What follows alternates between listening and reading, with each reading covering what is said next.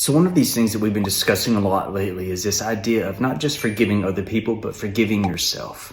Forgiving yourself for being human, for being naive, for not having the experience that you needed to know that something wasn't right.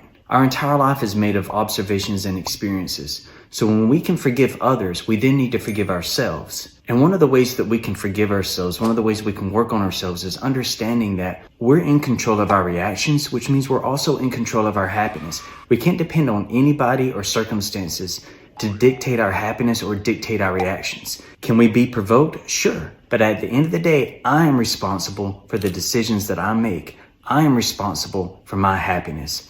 If I'm unhappy, it's not a people problem. It's not a situation problem. It's a me problem. I got to work on something going on up here. And one of the ways that we do that is being careful with who we're surrounding ourselves with. Many of us have people in our inner circle that we need to forgive. And for many of us, that's a sibling, that's a parent. And that's not easy. And it doesn't mean that we cut them out of our life. It just means that we limit the time that we spend with them. Don't miss that. Listening to wise mentors. Exercising, working out, going to therapy. Therapy used to be very taboo, but it's not anymore. It's very normal.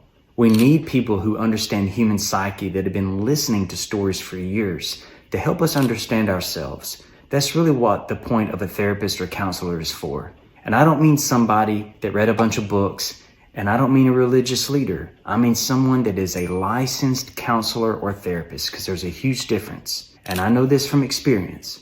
What a lot of people don't know about me is my bachelor's degree was in family counseling. I was going to go be a marriage and family therapist. But as I got older and I started reading case studies, I realized that that's not really what I wanted to do as a career. Be very careful who you listen to. Be very careful who you allow in your inner circle, because who you let in is going to impact your mind. And that mind is going to dictate your everyday life. It's going to dictate your attitude, and it's going to dictate your decisions. Don't miss these things.